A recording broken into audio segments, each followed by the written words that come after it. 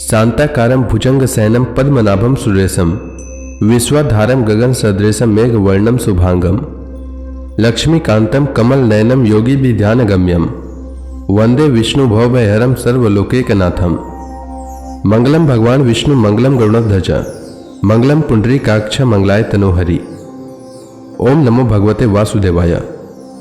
आज का दिन आप सभी के लिए मंगलमय हो। आज माघ महीने का 10वां दिन है। आइए सुनते हैं माघ मास कथा का 10वां अध्याय। ब्रह्मा जी ने कहा, प्रभु आज बहुत समय के बाद मैं आपको जान सका हूं। कैसे दुर्भाग्य की बात है कि देहधारी जीव आपके स्वरूप को नहीं जान पाते। भगवान, आपके सिवा और कोई वस्तु नहीं है। जो वस्तु प्रतीत होती है वह भी स्वरूपता सत्य नहीं है, क्योंकि माया के गुणों के शोभित होने के कारण केवल आप ही अनेकों रूपों में प्रतीत हो रहे हैं। देव, आपकी चित्त शक्ति के प्रकाशित रहने के कारण अज्ञान आपसे सदा ही दूर रहता है। आपका यह रूप जिसके नाभि कमल से मैं प्रकट हुआ हूं, सैकड़ों अवतारों का मूल कारण है। इसे आपने सत्पुरुषों पर कृपा करने के लिए ही पहले पहल प्रकट किया है। परमात्मन, आपका जो आनंद मात्र भेद रहित अखंड तेजोमय स्वरूप है उसे मैं इससे भिन्न नहीं समझता। इसलिए मैंने विश्व की रचना करने वाले होने पर भी विश्वातीत आपके इस अद्वितीय रूप की शरण ली है। यही संपूर्ण भूत और इंद्रियों का भी अधिष्ठान है। हे विश्व कल्याण में, मैं आपका उपासक हूं। आपने मेरे हित के लिए ही मुझे ध्यान में अपना यह रूप दिखलाया है। जो पापात्मा विश्वासक्त जीव है वही इसका अनादर करते हैं। मैं तो आपको इसी रूप में बार बार नमस्कार करता हूं। मेरे स्वामी, जो लोग वेद रूप वायु से लाई हुई आपके चरण रूप कमल कोश की गंध को अपने कर्णपटु से ग्रहण करते हैं, उन अपने भक्तजनों के हृदय कमल से आप कभी दूर नहीं होते, क्योंकि वे पराभक्ति रूप डोरी से आपके पाद पद्मों को बांध लेते हैं। जब तक पुरुष आपके अभयप्रद चरणार बिंदुओं का आश्रय नहीं लेता, तभी तक उसे धन, घर और बंधुजनों के कारण प्राप्त होने वाले भय, शोक, लालसा, दीनता और अत्यंत लोभ आदि सताते हैं। और तभी तक उसे मैं मेरेपन का दुराग्रह रहता है, जो दुख का एकमात्र कारण है। जो लोग सब प्रकार के अमंगलों को नष्ट करने वाले आपके श्रवण, कीर्तन आदि प्रसंगों से इंद्रियों को हटाकर लेस मात्र विषय सुख के लिए ही दिन और मन ही मन ललायित होकर निरंतर दुष्कर्मों में लगे रहते हैं, उन बेचारों की बुद्धि देव ने हर ली है। वात, पित्त, कफ, सर्दी, गर्मी, हवा और वर्षा से परस्पर एक दूसरे से तथा कामाग्नि और दस और क्रोध से बार बार कष्ट उठाते देखकर मेरा मन बड़ा खिन्न होता है। स्वामी, जब तक मनुष्य इंद्रिय और विषय रूपी माया के प्रभाव से आपसे अपने को भिन्न देखता है, तब तक उसके लिए इस संसार चक्र की निवृत्ति नहीं होती। यद्यपि यह मिथ्या है, तथापि कर्मफल भोग का क्षेत्र होने के कारण उसे नाना प्रकार के दुखों में डालता रहता है। हे देव, औरों की तो बात ही क्या, जो साक्षात मुनि हैं वे भी यदि आपके कथा प्रसंग से विमुख रहते हैं तो उन्हें संसार में फंसना पड़ता है। वे दिन में अनेक प्रकार के व्यापारों के कारण विक्षिप्त चित्त रहते हैं, रात्रि में निद्रा में अचेत पड़े रहते हैं। उस समय भी तरह तरह के मनोरथों के कारण क्षण क्षण में उनकी नींद टूटती रहती है तथा देववश उनकी अर्थ सिद्धि के सब उद्योग भी विफल होते रहते हैं। हे नाथ, आपका मार्ग केवल गुण श्रवण से ही जाना जाता है। आप निश्चय मनुष्यों के भक्ति योग के द्वारा परिशुद्ध हुए हृदय कमल में निवास करते हैं। पुण्य श्लोक प्रभु, आपके भक्तजन जिस जिस भावना से आपका चिंतन करते हैं, उन साधु पुरुषों पर अनुग्रह करने के लिए आप वही वही रूप धारण कर लेते हैं। भगवान, आप एक हैं तथा संपूर्ण प्राणियों के अंतःकरणों में स्थित उनके परम हितकारी अंतरात्मा हैं। इसलिए यदि देवता लोग भी हृदय में तरह तरह की कामनाएं रखकर भांति भांति की विपुल सामग्रियों से आपका पूजन करते हैं, तो उससे आप उतने प्रसन्न नहीं होते जितने सब प्राणियों पर दया करने से होते हैं। किंतु वह सर्वभूत दया असत पुरुषों को अत्यंत दुर्लभ है। जो कर्म आपको अर्पण कर दिया जाता है उसका कभी नाश नहीं होता, वह अक्षय हो जाता है। अतः नाना प्रकार के कर्म, यज्ञ, दान, कठिन तपस्या और व्रत आदि के द्वारा आपकी प्रसन्नता प्राप्त करना ही मनुष्यों का सबसे बड़ा कर्म फल है। क्योंकि आपकी प्रसन्नता होने पर ऐसा कौन फल है जो सुलभ नहीं हो जाता। आप सर्वदा अपने स्वरूप के प्रकाश से प्राणियों के भेद भ्रम रूप अंधकार का नाश करते रहते हैं तथा ज्ञान के अधिष्ठान साक्षात परम पुरुष हैं। मैं आपको नमस्कार करता हूँ। संसार की उत्पत्ति, स्थिति और संहार के निमित्त से जो माया की लीला होती है वह आपका ही खेल है। अतः आप परमेश्वर को मैं बार बार नमस्कार करता हूं।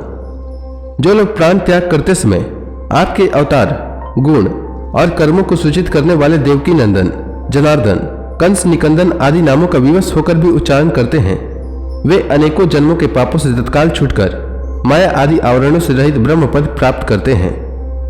आप नित्य अजन्मा हैं, मैं आपकी शरण लेता हूं। भगवान, इस विश्व वृक्ष के रूप में आप ही विराजमान हैं। आप ही अपनी मूल प्रकृति को स्वीकार करके जगत की उत्पत्ति, स्थिति और प्रलय के लिए मेरे अपने और महादेव जी के रूप में 3 प्रधान शाखाओं में विभक्त हुए हैं और फिर प्रजापति एवं मनु आदि शाखा प्रशाखाओं के रूप में फैलकर बहुत विस्तृत हो गए हैं। मैं आपको नमस्कार करता हूं।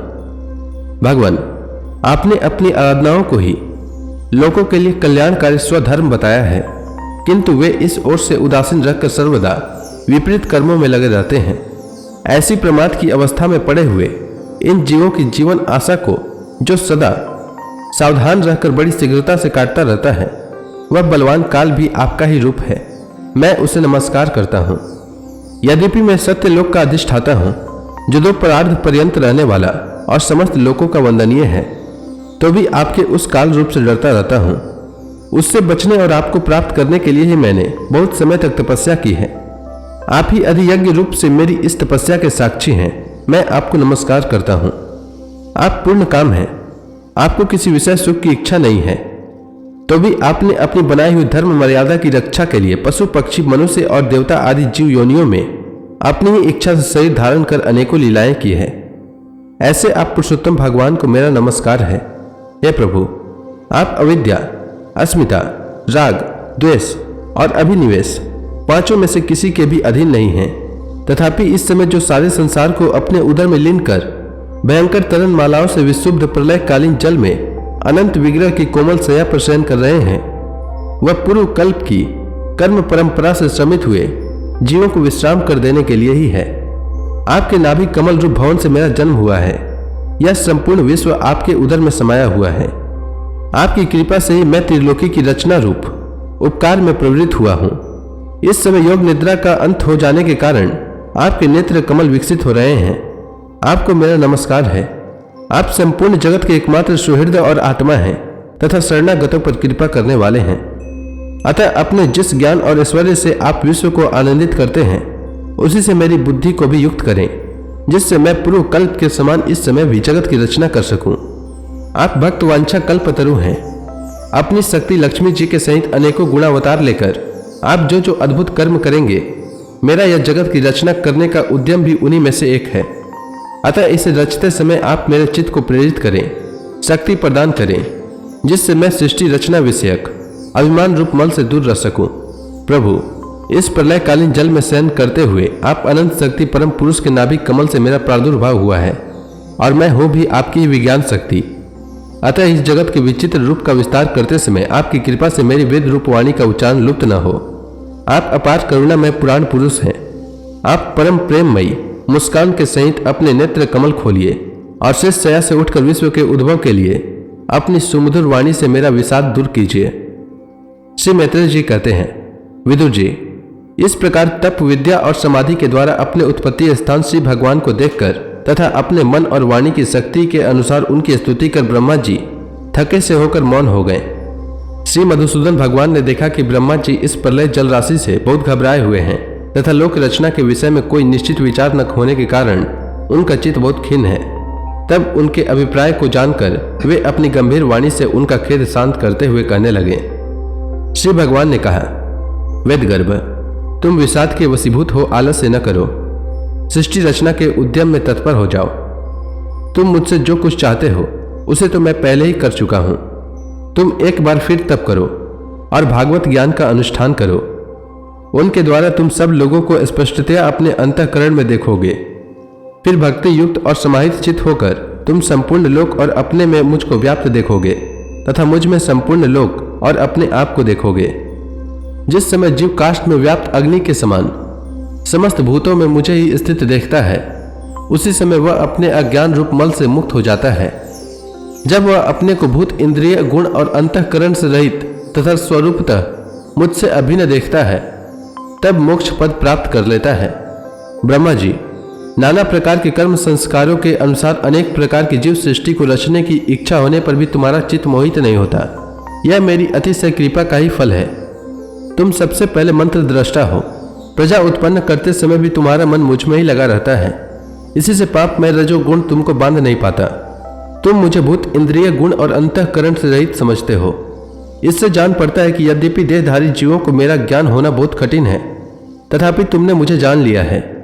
मेरा आश्रय कोई है या नहीं, इस संदेह से तुम कमल नाल के द्वारा जल में उसका मूल खोज रहे थे, सो मैंने तुम्हें अपना यह स्वरूप अंतःकरण में ही दिखलाया है।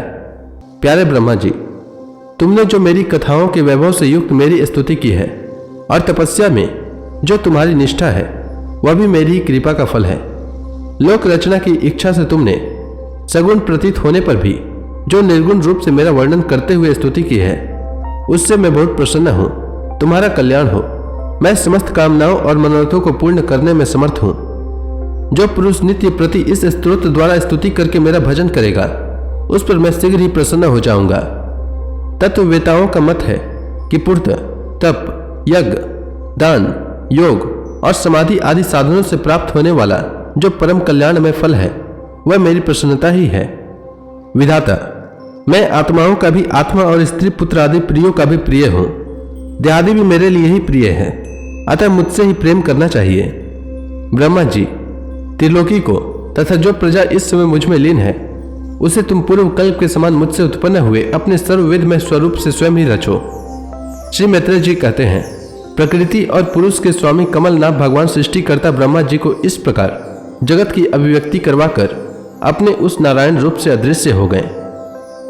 तो इसी के साथ यह अध्याय समाप्त हुआ। इसके आगे की कथा मैं कल के अध्याय में सुनाऊंगा। तब तक के लिए भगवान हरि का नाम लेते रहें। तो प्रेम से बोलिए भगवान विष्णु की जय, श्री कृष्ण भगवान की जय, लक्ष्मी माता की जय, तुलसी माता की जय, समस्त देवी देवताओं की जय।